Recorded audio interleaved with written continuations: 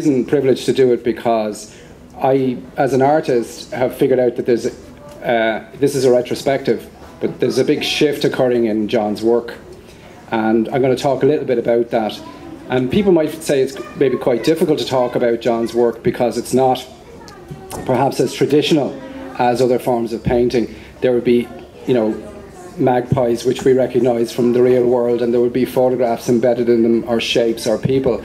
But they're primarily abstract works of like a lot of rich colour. And I suppose that even to people who don't have a visual arts background, and by the way I don't, I'm a theatre artist by training, you would notice a great difference between the work downstairs and the work up here. I mean, I think visually straight away you kind of notice that. And the first thing you notice, I suppose, is that John's palette is changing, that the colours he's attracted to are starting to change. But the biggest thing that I'm starting to notice is that there's a lot of space appearing in the work downstairs, as if there's like a lot of space coming into his head and into it, which seems to indicate to me a newfound sense of freedom as he grows older. The most important thing I think about the retrospective is the incredible amount of activity there is in the drawings, like, or in the paintings.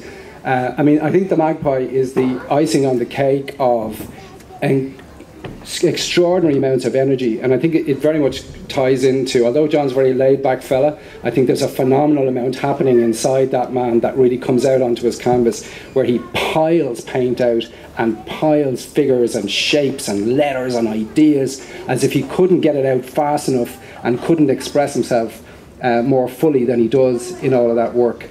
I remember the Magpie exhibition very well. I know too that Brian Maguire, who's been a great mentor to John, hung the work, and one of the things I think he impressed upon John is that John, and this goes to what I was saying about the amount of energy in him, only put up 5. I think John wanted to put up 25, right? And that's again, I think, the mark of how much John wants to give in his work and how much he wants to communicate. Like, you wouldn't think in work which isn't literal or figurative that the artist is really trying to communicate with you. I think John is one of the most passionate communicators in paint that I've ever had the privilege of looking at. And this is one of the reasons, like, in work like that, anybody would say to you, don't, I mean, I know it seems very obvious maybe, but they'd say, don't try and figure it out. You know, try and feel it. So, I was listening recently to a spiritual teacher saying, you know, we all think it goes language, thought, feeling, because that's the way, but actually, of course, it goes feeling, language, thought. And we all know that, right? And as we are all human beings and we have the ability to feel, John's work is actually the most accessible, because it just tries to get you at the level of feeling. And for that reason, maybe we talk very quickly about what kind of feelings John is interested in. The biggest feeling I think John is interested in is joy. Like, that's the biggest feeling I feel from his work, like a certain kind of exuberant and youthful joy. At the last opening, I talked about that John is almost trying to recapture youth, or keep youth in front of you, the primary colours of youth.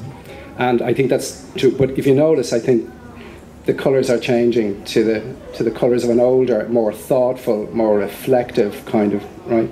Now, what those feelings do to you, of course, is wonderfully your own experience to have in front of his painting. And I think a painter like John leaves that space for you to make of the paintings what you want. I'm going to finally talk a little about, as the former director of Axis, of course I'm still in mourning because I was the director of Axis until the 15th of August. I think it takes about 2 years of mourning before you finally get out of it, is to talk a little bit about the artistic community of Ballymun. We're all kind of gathered in little pockets here, and I won't name too many of them, but you know, a stalwart of that community would be Paddy Kavanagh, who's sitting over here now, who I first met here 7.5 years ago, because he had a wonderful studio down in a tower block. And I went out to see it. I remember the 2 horses, and I think you've moved on, I hope, to better studios now, Paddy.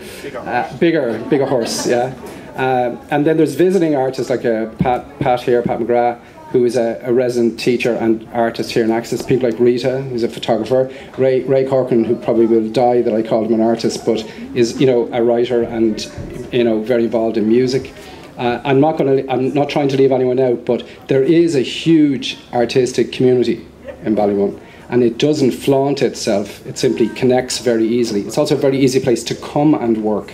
That was all, and people, they partner up so easily with people from the outside, provided you don't think that you're the only artist in Ballymun when you arrive, or that there's no other artists in Ballymun. I was told that when I first arrived, sure, there's no artists out in Ballymun, what are you going out there for?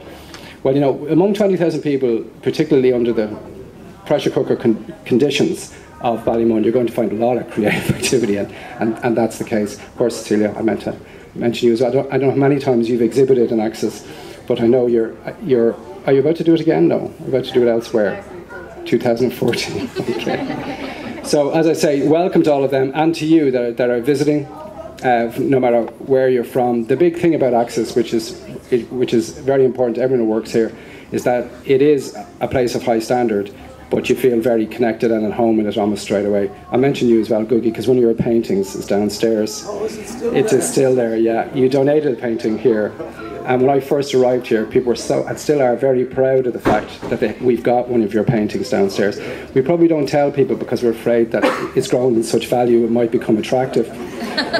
But it's a great privilege to have one of your works here. You know what? If I had any cop, I would run with you saying that I donated it. But Harry Crosby paid me a knockdown price. Okay. But I did look after you. Yeah. So you brought the refund, yeah.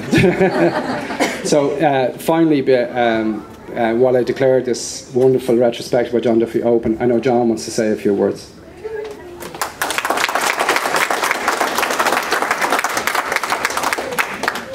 Hello. First, thanks. I just wanted to thank everyone for coming tonight because it's such a horrible night, and I didn't expect people to bother showing. But I suppose, I was thinking coming down. I haven't got anything prepared, but 10 years ago, I came to Sean Cook, and I asked him, I have these paintings, and I want to show them, and can I show them in Axis? And he said, yeah, no problem. He was really behind it. So it was like the first visual art show here.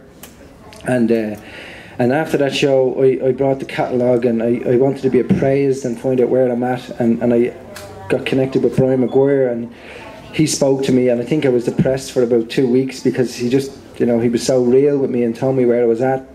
And then 10 years later, there's just, you know, all this work that I know it's all been a process, but then Brian was there and he was helping me. So it's all just a journey, and you meet people on that journey. And but I suppose I just wanted to thank, first and foremost, I want to thank my family. I want to thank Karen, my wife, who will tell you that I'm not laid back. He's a fucking lunatic. He's a fucking headbanger. And my kids, I want to thank Sean, Daniel, Erin, and Jack, and Chloe as well, and just my brothers and sisters, my mum and dad. But I could list all the people that have influenced me and people that have supported me. The Axis, who've if I come to them with an idea of a show, it's like, yeah, of course, it's always there, you know. But just even the people that, you know, there was Mick and Tomo and people that helped me bring the work down. And well, I suppose, you know, the work is a process. It's kind of better out than in. This is what I think. You know, there's work that some of the work is like car crash stuff, but it was just at the time it just had to get out. And it's really nice to be able to look back on older work and be able to kind of see the map as it's laid out. But just listen. I just hope that people enjoy the work, and it's up for a few months. And thanks very much for coming. Okay.